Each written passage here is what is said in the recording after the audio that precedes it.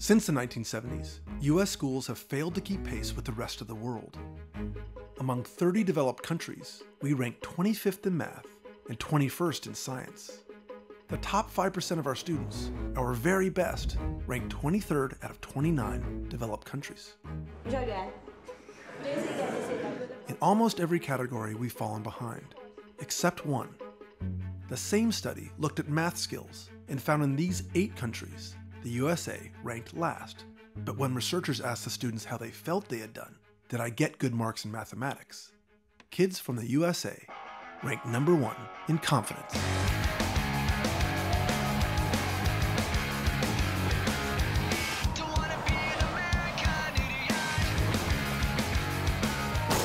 At the end of 2009, the unemployment rate was almost 10%, but the high-tech industry could not find enough qualified people to fill their jobs. Instead, they had to go halfway around the world to recruit the engineers and programmers they needed. The only really proven thing to make an economy work well is to have a well-educated workforce. You know, people get panicked about the economic success of this country. Well, there's one thing that will determine that. Bill Gates was so worried about the state of our schools, he testified before Congress. We cannot sustain an economy based on innovation unless we have citizens well educated in math, science, and engineering. If we fail at this, we won't be able to compete in the global economy. How strong the country is 20 years from now and how equitable the country is 20 years from now will be largely driven by this issue. Hello, this is Al McGee with your entertainment ticket. Get us at www.yeticket.com. I'm a critic, and I criticize. This movie I'm going to talk about today is called Waiting for Superman. You know, I went to a screening, and I saw this father. He had three little boys with him. 1 or 2 of them had on some type of costume.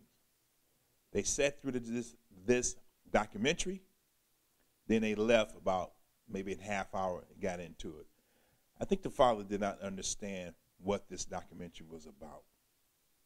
This documentary is about the education here in America. America used to be number 1 in the world with education. Now we're falling down to number 29.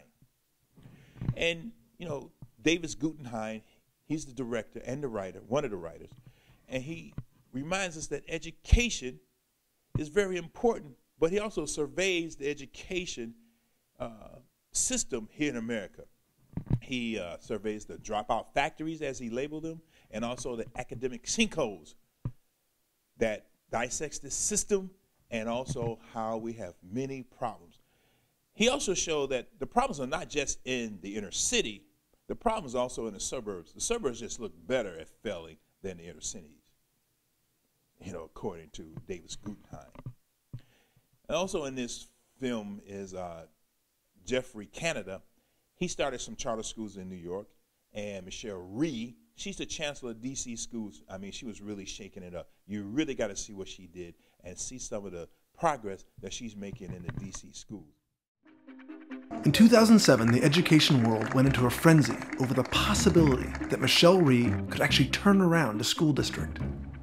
Michelle Rhee is the 7th superintendent of the DC schools in just 10 years. You wake up every morning and you know that 46,000 kids are counting on you, and that most of them are getting a really crappy education right now. So you think that most of the kids in DC are getting a crappy education right now?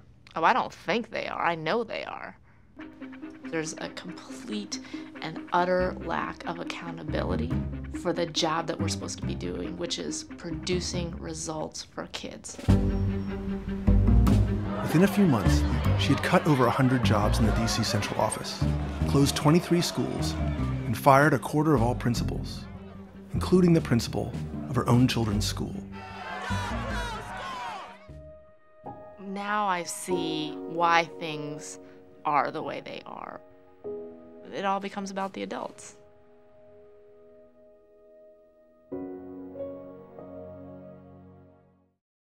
And a few of the kids that he followed, Anthony, Daisy, and Bianca, it shows how important their families want them to succeed in education.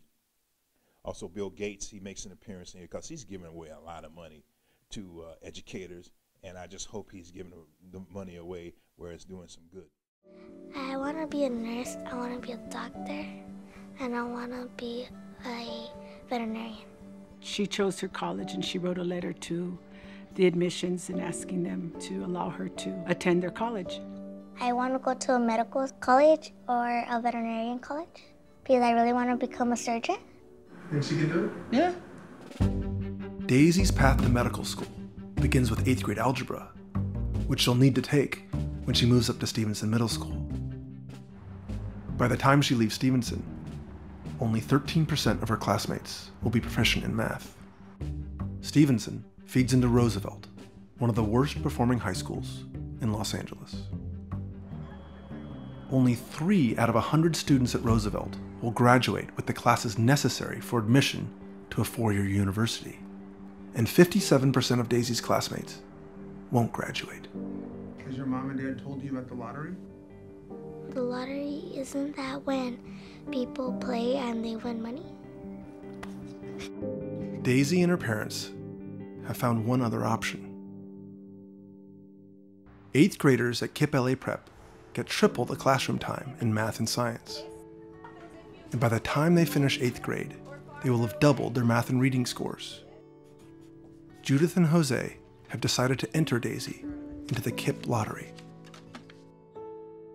Go like this, cross your fingers. I got a good feeling about this. The spaces with the X's is for all of the 5th grade students that are moving into the 6th grade for next year. Fregoso Andrew.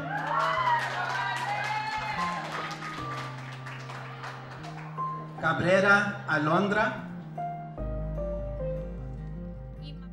Come on, Daisy, cross your fingers.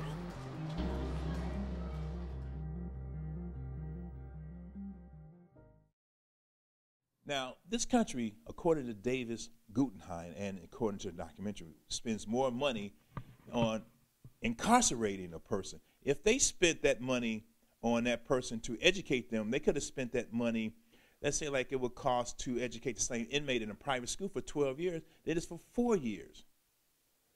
And why do we want to keep spending all this money just to keep someone in prison?